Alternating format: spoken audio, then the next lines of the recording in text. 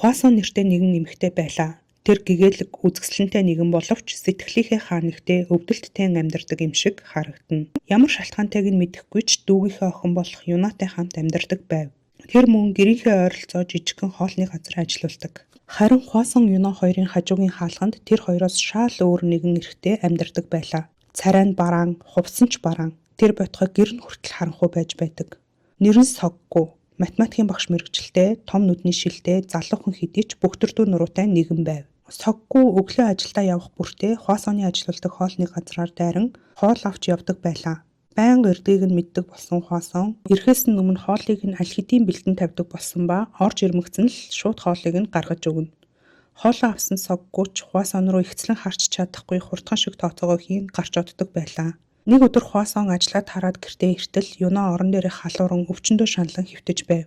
Сандарсан Хуасон түүнийг түшин коридорт гарахдаа Соггутэй таарчхав. Соггу хурдхан шиг Юнаг үүрэн гарч эмнэлэгт хүргэж өгөв. Айд сандарсандаа уйлахаас өөрийг хийж чадахгүй байгаа Хуасоны өмнөөс Соггу эмч нарт Юнагийн байдлыг тайлбарлан эмнэлгийн төлбөрийг төлж эм хүртэл авч өгөөд чимээг бүхэн харсан байв. Маргааш өглөө нь урдын л адил Соггу хоолоо авахар Хуасоны ажил руу явж оров. Сайхан инээмсэглэлээр инээмсэглэн өгдөг Хуасон түнд савтай хоол тухттай зүйлийн хамт өгч өчигдөр эмнэлгийн төлбөрийг төлсөнд баярлалаа. Энэ таны мөнгө. Харин энэ хоол бол мөнгөний хүүчин шүү гэж хэлв. Тэгээд Соггутэй яриа өрнүүлэх санаатай та математикийн багш үсттэй. Манай Юна бас математиктай их сонирхолтой гэхэд Хуасанд талтай юм шиг байсан Соггу энэ сайхан боломжийг атгаж авалгүй хурдхан шиг толгой дохиод ичингүүрэн гарч явлаа. Кино эндээс хэд хэдэн зураглалыг харуулна. Хуасоны ажлын газраас холгүйхэн түүнийг нууцаар ширтэх нэгэн эрэгтэй. Скуба дайвингаар хичээллэх Соггу түүний ямар ч мэргэжлийн шумбагчаас тутгааргүй шумбах чадвар. Мөн ажлаа тараад харих замдаа дайрч өнгөрдөг гүүрэнд орох орон гэргүй хүмүүсийг ширтэн зогсох Соггу. Нэг орой Хуасон эрт тарж ирээд гэртээ юм индүүдэн суутал хонх дуграв. Юна түлхүүрээ мартаад явсан байх таа гэж бодон санаа зовлохгүй хаалгаа онгойлготол Хуасоны ажлын гаднаас нууцаар ажиглаад байсан тэр эрэгтэй байлаа. Тэр эрэгтэй аимшигтай царай гарган хөөй хүүхэнгүй надаас цухтана гинэ. Тэгээд нойр чинь хурч байх юм уу да гэж орилов. Энэ бол Хуасоны хуучин нөхөр ба хүчирхийлэгч нөхрөөсөө цухтсан Хуасон энэ газарт нуугдан амьдарч байжээ. Хичээлээ тараад юу болсныг огтхон ч гадарлаагүй хаалгаа онгойлгон орж ирсэн Юнаг харсан өнөөх хэрэгтэй. Өөрхөн охин болжээ гэж дотор чихүүцэн харцаар ширтэв. Хуасон Юнаг өрөөр нь хурдхан шиг оруулан өөрөө нөхөртөөгөө том өрөндөлдөв. Харин нөхөр нь Хуасоныг буудан дээр дарж унган хүчирхийлэхээр оролдоно.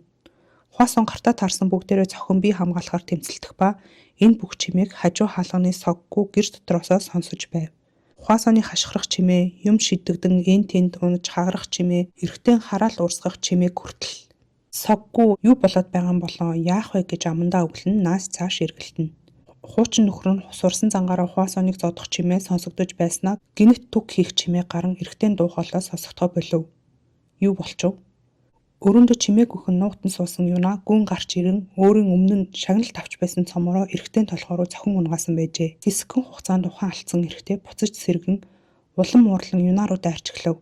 Хайртай дүүг нь гэмтэйхэн гэж айлсан Хуасоны нүд хүүтнээр эргэлтэн хуучин нөхрийнхөө араас гүн очиж эндүүний утсаар хол ог нь боож арагш нь унгав. Газар унаж амьсгаланд боогдсон эрэгтэй утсыг суулгахаар тэмцэлдэх үед Хуасан утсыг улам чангалж энэ үед Юнач хажууд нь гүйж ирэн эгчтэй туслалцав. Хэсэгхэн хугацааны дараа эрэгтэй хөдөлгөөнгүй боллоо. Эгчээ өвчих шиг боллоо гэж Юна хэлв.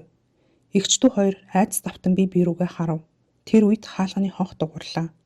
Сандарсан Хуасон хинбэ гэж асуухад хөрш байна гэх Соггугийн хоолой сонсогдов. Хуасон хурдхан шиг нөхрийнхөө цогцыг бүтээлгээр бүтээн хаалга руу очин хаалгаа онгойлгов. Ямар нэгэн зүйл болоо юу чимээ гараад байсан юм аа гэж санаа зовсон байдлаар Соггу асуухад Хуасон тайван байдлаа хадгалахыг хичээн Жон гарч ирээд гэхэд алчсан уу гэж Соггу асуув. Энэ үгэнд цочирдсан Хуасон алчсан уу гэж давтан асуухад Соггу Жомиг гэж хэлв. Хуасон тийм алчсан гэд хаалгаа хаав. Хуасон хурдхан шиг эргээд өрөөний хөшгийг хаан эргэн тойрноо цэгцэлж эхлэв. Юна хичээсээ болгоомжтойгоор одоо яах вэ? Цагдаад хэлэх үү гэхэд Хуасон үл мэдэгдэм хоолоогоор хэрэгэ хүлээлгүй яах вэ гэж хариулв. Тэгвэл би ч бас хэрэгэ хүлээх ёстой. Эхлээд би зогсон бидтэй гэж Юна хэлэхэд Хуасон гинт дуурлан юу яриад байгаа юм бэ? Чамд ямар ч буруу байхгүй чи юу ч хийгээгүй гэхэд дахин хаалганы хонх дуурав. Дахиад Соггу байлаа. Энэ удаад Соггу та хоёрт миний тусламж хэрэгтэй юм шиг санагдлаа. Эхлээд миний бодлыг сонсцоход дараа нь цагдаад мэдгдсэн ч болно шүү дээ гэж тэр хоёрын цагдаад мэдгдэх тухай яриг сонссон хүн шиг хэлв. Хваасонч гэсэн аргаа барсан байсан учраас Соггу гэртээ орлоо. Соггу шалан дээр хэвтэх эрэгтэй цогцыг наривчлан харангаа хэдэн зүйлсийг лавлав. Энэ хүн хэн болох, энэ хэргийг та хоёр хамтдаа үлдсэн үү гэх мэтчлэн. Тэгж байгаад хэрэгээ хүлээгээд өөрийгөө хамгаалсан гэж хэлж болох ч юунаа энэ хэрэгээс мултарч чадхааргүй л харагдаж байна да. Шийтгэхэд хэцүү байх хэдий ч энэ хэргийг надад даатгавал би та хоёрын төлөө үүнийг зохицуулъя гэж Соггу хэлв. Та хоёр кинонд дуртай юу гэсэн ямар ч хамааралгүй асуултыг гинэт асуулаа. Энэ Соггу ямар төлөвлөгөө зохиосон юм бол яагаад энэ хоёр туслахаар болов? Гинэт кинонд дуртай юу гэдэг нь бас юу гэсэн үг юм бол? Маргааш нь болоход ойролцоох голын ирэг дээрээс нэгэн цогцос олдов. Цагдаа нар хид хидээрээ цуглан цогцыг шинжин харангаа толгойн бүр ялзарсан тар ус шиг болчихжээ гэж ярилцсан. Хурууны хийг нь гэмтээснээс болоод хэн болохыг нь илрүүлэхэд ч хэцүү болсон байлаа. Үүнийг харсан мөрдөгч Минбом хэн болохыг нь таниулахгүй тулд үнэхээр их хичээжээ гэж амандаа өглөнө. 100% танил нь үлдсэн хэрэг байна. Маш ойрын хүн л үлдсэн байх ёстой гэж хэлв. Цогцос олцсон газрын эргэн тойрныг хартал холгүйхан нэгэн ундаг дугуй хэвтэж байлаа. Ачаан дээр нь байсан уучиг юмнаас нэгэн дэм буудлын өрөөний түлхүүр олдов. Мөрдөгчд түлхүүрийг барин дэм буудлын руу явж очлоо. Өрөөнд нь явж ороод нэгэн төрөвч олж дотроос нь үнэмлэхийг нь ч оллоо. Баг багаар нотлох баримтыг цуглуулсан дүнэлтэнд хүрсэн цагдаа нар хэргийн тайлан гэлтгэн. Хохирогч 36 настай эрэгтэй нэр нь Ким Чол Мин. Амиа алдах хүртлээр шинжүүнд байдаг дэм буудлыг байрлаж байсан. Дэм буудлаас олсон ДНА болон цогцны ДНА тохирсон. Үхлийн шалтгаан нь боомлолт. 11 сарын 9-нд амиа алдсан. Хоолой дээрх ормоор нь эндүүний залхуур гэж таамаглаж байна. Хамгийн гол сэжигтэн нь Ким Чол Миний өмнөх эхнэр Пек Хвасон гээд илтгэл дуслаа. Мөрдөгчд шууд л Хвасон дээр явж очин нөхөр чинь хүний гарт амиа алдсан байна гэж хэлэнгээд царайг нь анхааралтай ажиглах ба энэ үед Хвасон ямар ч царайны хувирал гаргасангүй. Хамгийн сүүлд хизээ явуулсан уцаар ирсэн эсэх 11 сарын 9-нд юу хийсэн зэргээр асуухад Хвасон ойр дуулзаагүй уцаарч яриаггүй 11 сарын 9-нд ажлаа тараад дүү юунатайгаа кино үзсэн гэж хариулв. Тэр өдрийн оройс Соггу гудамжны утаснаас Хвасон руу залглаа. Хвасон өдөр цагдаа нар ирж байцаалт авсан тухай хэлэхэд Соггу киноны билетээ хаана хийсэн бэ гэж асуув. Төрөвчин дотроо хийсэн гэхэд Соггу болохгүй. Төрөвчнээсээ гаргаж үзүүлвэл хэтэрхий сэжигтэй. Киноныхоо танилцуулгын брошюрыг нуглаад дунд нь хавчуулчих гэж зааварчлав. Дараагийн өдөр мөрдөгчд дахин Хвасон юуна хоёртой уулзгаар ирэв. 11 сарын 9-нд кино үзсэн гэсэн үү? Арай билет нь байгаа юм биш үсттэй гэхэд Хвасон эхлээд төрөвчөө ухаж үзэж байгаад билет байхгүй байна. Харин энд байгаа гэд киноны брошюрыг мөрдөгч рүү сарвав. Мөрдөгч брошюрыг авах мөчөд киноны билет дундаас нь унлаа. Киноны билетийг шалгаад мөрдөгчд гарсан боловч Минбом мөрдөгчийн сэжиг арилахгүй л байлаа. Пек Хвасон яаж ч бодсон сэжигтэй л байгаа юм да. Хогон дундаас брошюр гаргаж иртэл тэр дунд нь билет байж байдаг. Арай л төгс байгаа юм да гэж хамтрагч мөрдөгчдөө ярин ямартай ч үнэн худлыг илрүүлэх тест хий гэж хэлв. Дараа нь хажуу хаалганд амьдрах Соггугийн хонхыг дарах ба Соггу гарч ирэх мөчөд Минбом мөрдөгч гайхаж хоцров. Энэ хоёр бие бинийгээ таньдаг хүмүүс байжээ. Энэ бол Соггугийн ч төсөөлөггүй зүйл байлаа. Хүү математикийн гавл Ким Соггу мөн үү гэх Минбом Соггугийн ахлах сургуулийн найз нь байжээ. Минбом баярлах боловч Соггу сандарч эхлэв. Минбом ямар хэрэг гарсан тухай, гол сэжигтэн Хвасон болох тухай бүгдийг ярив. Эндээс энэ хоёрын ахлах сургуульд сурч байх үеийн зураглал гарна. Сургуулийн гадаах талбай дээр юм ярин суух хоёр. Соггу Минбомд ингэж хэлнэ. Хорвоо дэлхийд бодоход хэцүү бодлого үнэхээр их.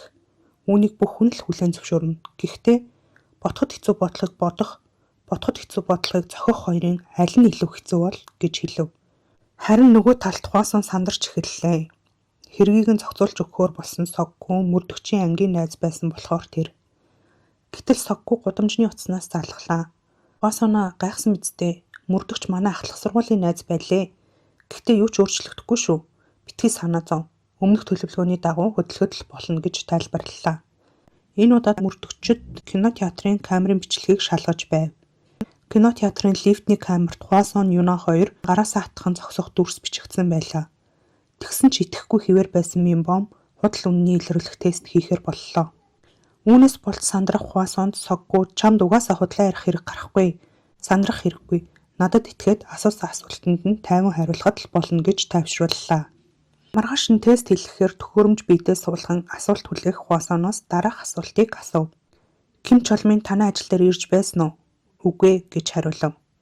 Угаасаа ажил дээр нь биш, гэрт нь ирсэн учраас худал хэлэх шаардлага ч гарсангүй. 11 сарын 9-нд кино үзсэн чинь үнэн үү? Киног эхнээс нь дуустал нь үзсэн үү гэхэд Хвасон тийм ээ гэж хариулав. 11 сарын 9-нд Ким Чолминтэй уулзсан уу гэхэд үгүй гэж хариулав. Тестийн хариу бүгд үнэн гэж заалаа. Юу болоод байна? Ямар ч тач Хвасон худал үннийг илрүүлэх тестийг амжилттай давж чадлаа. Байнгын айдас сандрал донд байсан Хвасон Юно хоёр эцэст нь бүх мөрдлөгийг амжилттай дуусган сэтгэл амрав. Соггууд ч үнэхээр их талархаж байлаа. Өртийнхөө хоолоо авахар хоолны газарт нь орж ирсэн Соггууд Хвасон онцгой амттай хоол бэлдэж өглөө. Оролт бас бэлэглэв. Хинч байхгүй газарт очин Хвасоны бэлгийг задлж үзэх Соггуу байнгын баргар царайлж авдаг түүний нүрэнд энэ удаад инээмсэглэл тодорчээ. Бэлгийн харцаг дотроос жижигхэн муурын хэлбэртэй таасан дээр таны сэтгэлийг ч мартахгүй гэж бичсэн үгс байлаа. Эцэст нь тайван амьдралдаа эргэн орсон Хвасон дээр нэгэн эрэгтэй ирнэ. Хинч гарсан сэтгэл татам залуу байлаа. Чиний тухай мэдээг сүултэл сонслоо. Нөхөр чинь нас барж тэр хэрэгээр удаан байцаагсан гэдгийг чинь хэцүү байсан мэдтэй. Дараа ямар нэгэн хэрэг гарвал заавал надад хэлээрэй гэж ярилцсан цай ууж суух хоёр. Тэв гэхийн залуу Хвасоныг гэрт нь машинаараа хүргэж өгч байгааг Соггуу олоод харчихав. Тэгээд тэр шөнөдөө Хвасон руу залглаа. Түрүүнд хамт ирсэн хүн чинь хэн бэ гэхэд өмнө нь хамт ажилладаг байсан хүн надад их тусалдаг байсан юм аа. Намайг гээд зориод ирсэн болохоор нь хамт жоохон цай ууж суусан юм гэж хариулав. Гудамжны утаснаас Хвасонтой ярьчаад Соггуу гэрлүүгээ харж яваад мөрдөгч Минбомтой таарав.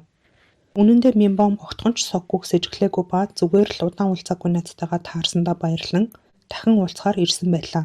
Тэд хамтдаа Соггуугийн гэрлөө орж хуучнаад урсан хоол идэн арх ууж суугаад гэрт нь хамт хонохоор болов. Өглөө босоод Соггуугийн ширээн дээрээс ахлах сургуульд байхдаа байнга л авч явдаг байсан нэгэн номыг нь олж хараад энэ залэг одоо хүртэл энэ номоо уншсаар байдаг ах нэ гэд нээж үзв. Гэтэл завсраас нь нандинан хадгалсан муурын хэлбэртэй хууц цаас гарч ирлээ. Хвасоны өгсөд нь тэр цаас байлаа.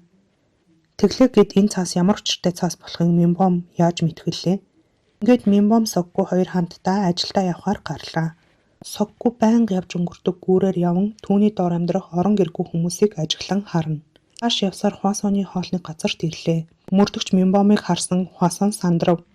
Сандрах хэрэггүй шүү. Энэ удаад мөрдөгчийн зүгээс биш, үйлчлүүлэгчийн зүгээс ирсэн шүү гэж Минбом хэлээд дулаахнаар инээмсэглэв.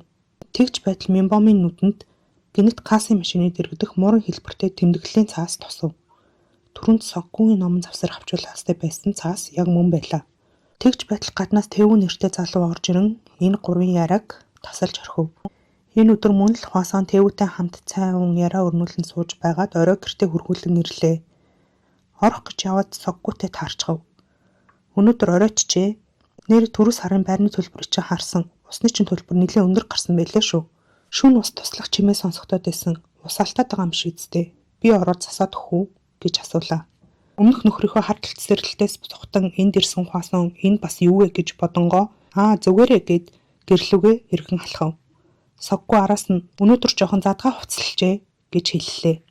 Маргааш өглөө нь Минбом Соггуугийн ажил дээр ирэв. Соггуу ажлын хуваарийг чи харсан чинь 11 сарын 10-ны өглөө чөлөө авч үдээс хойш ирсэн байлээ. Юу хийсэн гэж асуув.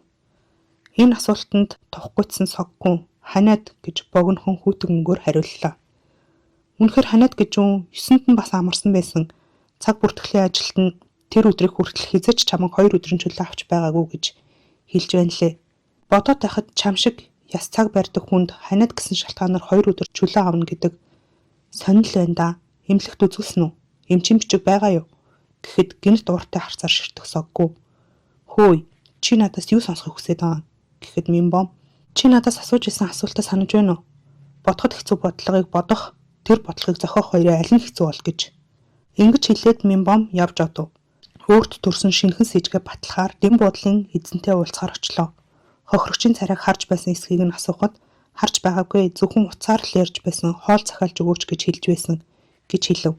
Дараа нь Соггуугийн байнга явж өнгөрдөг гүүрэнд орох орон гэргүй хүмүүсийн амьдардаг хэсгээр эргэлдэн ямар нэгэн зүйлийг ойлгосон тэр Соггууг ажил дээрээ дуудлаа.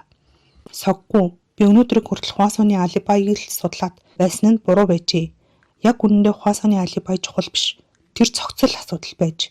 Миний бодол буруу байгаасаа гэж үнэхээр хүсэж байна гэж хэлв. Үүнээс хойш Соггуугийн үйлдэл улмал хачин болж эхэллээ. Хваасоныг стокинг хийж уулзаж эхэлсэн тээвүүг нь хүртэл сүрдүүлв. Дараа нь цагдаад очин хэрэгээ хүлээлээ. 11 сарын 9-ний өдөр анх Ким Чолминыг харсан. Тэр хөршийн хаалганы гадуур эргэлдэж байсан. Хараад шууд л Хваасоны өмнөх нөхөр гэж мэдсэн. Би Хваасоны тухай бүгдийг мэддэг. Би Хваасонд хайртай болохоор түүнийг хамгаалахын тулд өмнөх нөхрийг нь алсан гэж хэлв. Мөрдөгчд гэртэн нэгжлэг хийхэд хажуу айлын чимээг сайн сонсохын тулд ханандаа суулгасан төхөөрөмж хүртэл олдов. Соггүй цагдаа нарын өмнө би нөхрийг нь хүртэл өмнөөс нь алж өгөөд хахад тэр өөр эрэгтэйтэй уулзна гинэ. Эхлээд тэр эмэгтэйг алах ёстой байсан юм гэж чарлана. Эндээс Соггүйгийн жинхэнэ төлөвлөгөө илчлэгдэж эхэлнэ. Соггүй үнэн сэтгэлээсээ Хваасонд хайртай байжээ. Өдөр бүр ганцаардал толгой доторх төөрөгдөлтөд бодлон сэтгэл готрол автсан Соггүй амиа хорлох гэж байтал Соггүйгийн хажуу хаалганд нүүж ирсэн гэгээлэг хоёр эмэгтэй дахин амьдрах шалтгаан нь болжээ. Өдөр бүр л сайхан нэмсэглэн мэндэлж, ойр зургийн яраа өрнүүлж, өөрийнх нь тухай сонирхон асуух халуун дулаан ихч дүүс.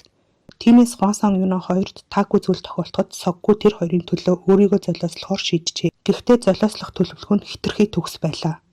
Эхлээд цагдаа нарыг төөрөгдүүлэхийн тулд хохирогчийг бүр мөсөн солихоор шийдсэн. Голын эргээс олцсон дэм буудалд буудалж байсан хүн бол Ким Чолмин биш. Өдөр бүр гүүрээр өнгөрөхдөө байнга харж ажиглан зогсдог орон гэргүй нэгэн байлаа. Хваасоны аллахыг нуухын тулд өөр нэгэн аллахыг үйлдсэн юм байж.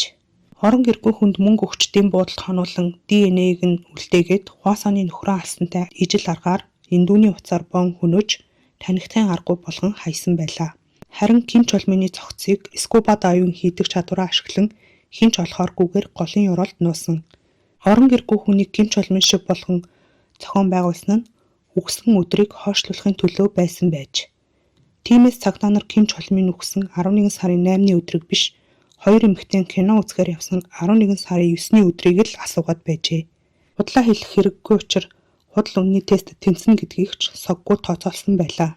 Ингэж хуурах төлөвлөгөө нь зөвхөн цагдаагч биш, бүр Хваасоныг ч хүртэл хуурах төлөвлөгөө байжээ. Зориуд Хваасоны стокинг хийж уулзаж эхэлсэн залууг нь хүртэл сүрдүүлсэн байж.